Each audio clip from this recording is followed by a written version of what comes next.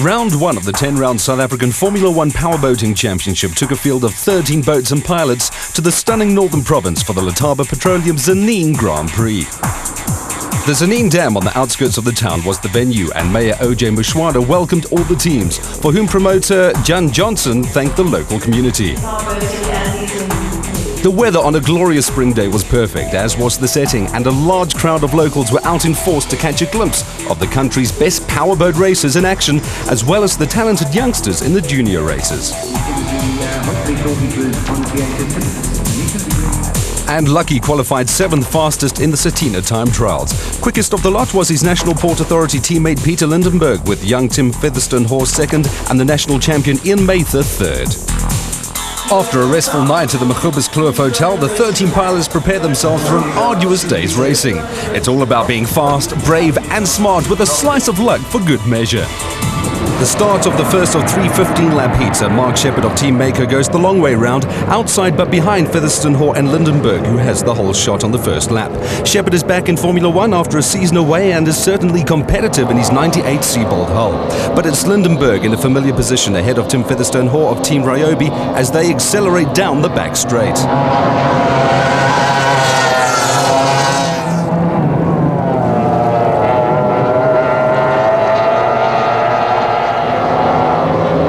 After a slow start, Mather is having to watch the leading pair from 3rd place. The battle up front sees Lindenberg in his colourful new livery extend his lead over young Port Alfred resident Featherstone in the number 3 boat. Shepherd in number 7, red, yellow and white boat of Team Mako, having started from 8th on the grid, has already worked his way up to 4th, an indication that his break from Formula 1 has not slowed him down. In fact, he looks as quick as ever. Kempton Park student Marius Krausler of Team Red Devil is staying in touch with the lead in 6th place.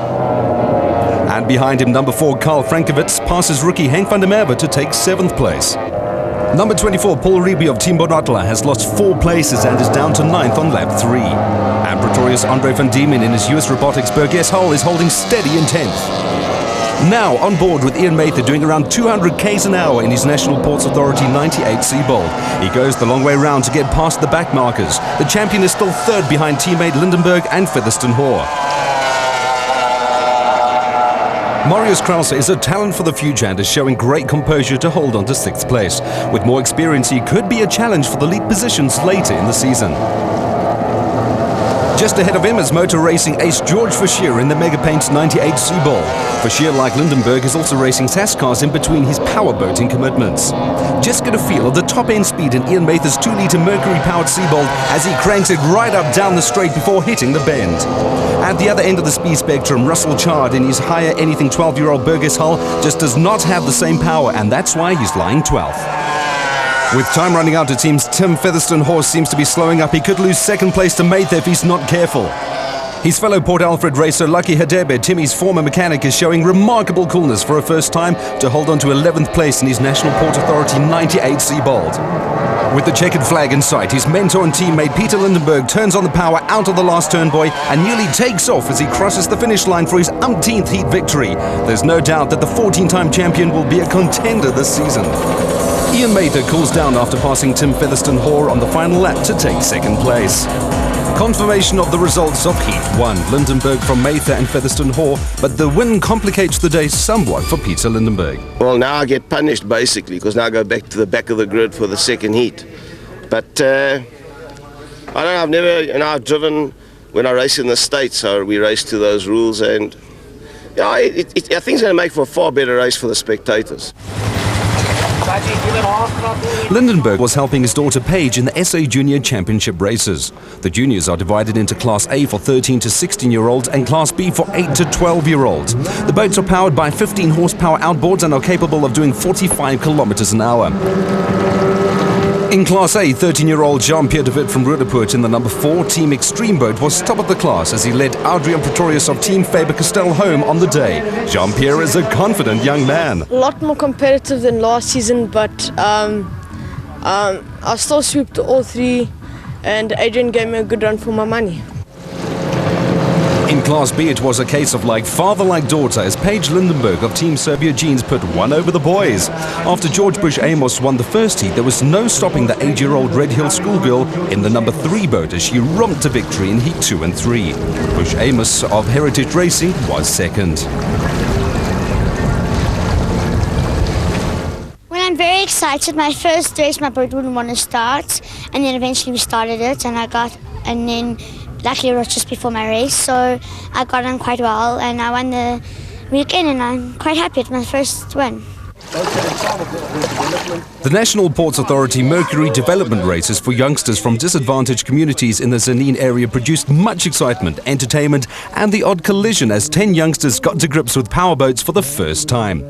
Group 1 saw Lima Basa of Loreto School win 2 of the 3 heats, while the aptly named Wonder Boy in Kawana won all 3 heats in Group 2 to take the overall honours and put him in line for a place in the international event in Cape Town in February.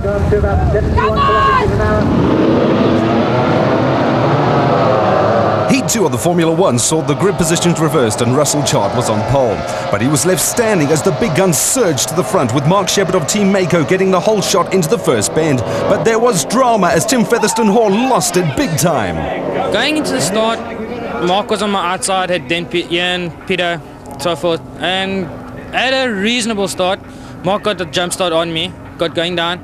Coming up to the buoy, the rules say you got to go up to and around the buoy, you got to maintain your lanes, and as far as I'm concerned, he didn't, but it's one of those racing incidents, it happens. So it's just one of those things. It's no one's real fault, it was just a racing incident. With the race stopped, it was back to the bank for the restart. And more drama as both leading National Ports Authority pair of Mather and Lindenberg both failed to get away the first time.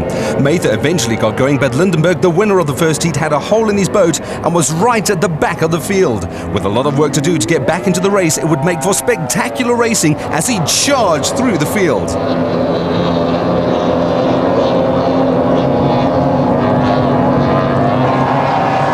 Conditions were perfect in mid-afternoon as the boats roared around the home buoy and past the excited crowd. Mather taking a wide berth in a desperate effort to catch the leaders. His teammate Lindenberg was going absolutely flat out as well as his 97 Mercury-powered Seabold tore through the field. Last of the dock, he was 6th by lap 2. Meanwhile, Marius Krause of Team Red Devil was going the other way from 4th to 7th, as was Henk van der Merwe of Team Smirnoff. With the faster boats coming through, he had dropped to 8th. Out front though, after a blistering start, Mark Shepherd in the number 7 Team Mako boat was in awesome form and intent on putting clear water between his blades and the chasing pack, where Mather was closing and passing George Fischer to claim 2nd place. The new format of starting Heat 2 in reverse order was providing a great spectacle. Shepherd was flying.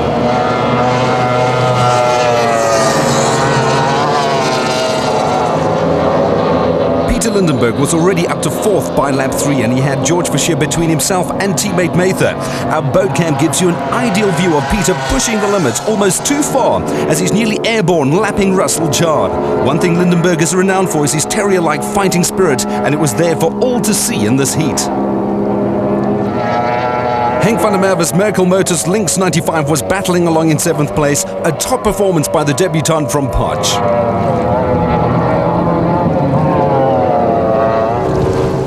By lap 4, Lindenberg was breathing down 2nd place Mather's neck as they weaved through the back markers. One of whom was National Ports Authority number 3 driver Lucky Hedebe in boat number 10. The marine engineer born in Newcastle but living in Port Alfred was holding steady in 8th place.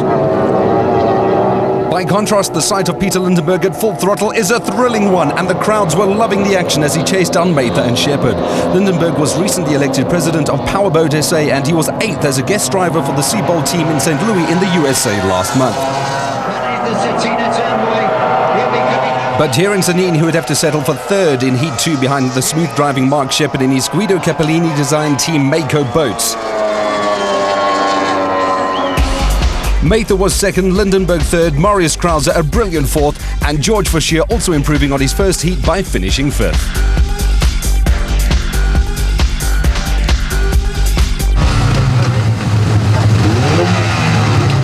The first ever Formula 30 races were also part of an action-packed day on Tzaneen Dam.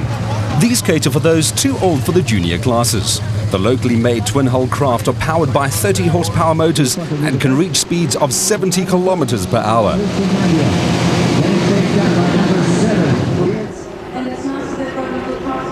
The competition was fierce in the small field, with Alex Reeby of Team PBA Marine and Pierre Tarrant of Delta Marine battling it out for top honours. Ultimately, it was 14-year-old Tarrant who prevailed, with Reeby second and Ross Lazarus third. It feels great. It feels awesome being back again. I like racing the Formula 30s.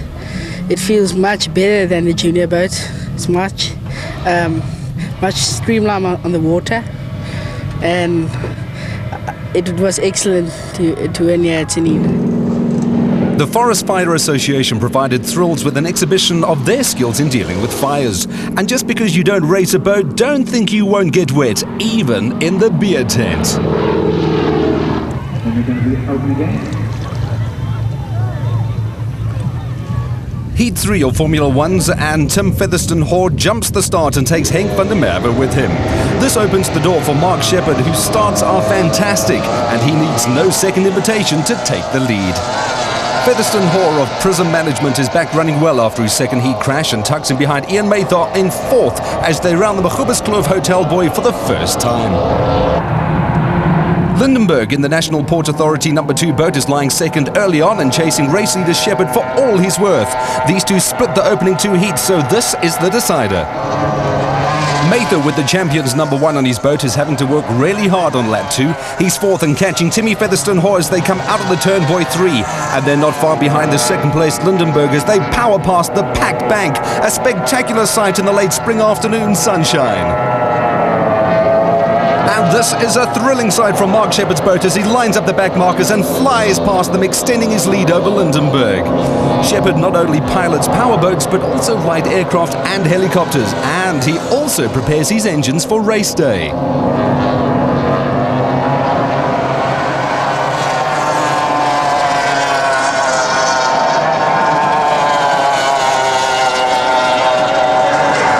Kempton Park youngster Marius Krause, boat number 5, is having a ding-dong battle with Ganubi's George Fauchier of WAP Alto RB10. They are scraping over 5th place. Carl Frankovitz, sitting in for team leader Bertus Luce in the only open cockpit boat, a 94 Lynx, is having a superb race in 7th place on lap 5. Marius Krause taking a good line round the buoy, he's still 5th. A pilot's eye view with Timmy Featherstone-Hoare as he battles to stay in touch with Shepherd and Lindenberg, but he'll have his work cut out in this heat. Back on board with the race leader, Mark Shepherd, as he rounds the buoy and rides the wake of the back marker. His is the only composite hull in the race, all the others are plywood. And the leaders are now under pressure from Lindenberg, and he has to weave his way between Lucky Hadebe and Paul Reeby. High-risk stuff, but that's what makes him a winner. And look at Lindenberg fly, he's going all out in pursuit of Shepherd. Andre van Diemen's beautifully turned out US Robotics 91 Burgers passes Carl Frankovitz and is now 7th with 5 laps to go. And we're back on board with Tim Featherstone-Hoare looking at the carved up water and rooster tails the back markers have to deal with.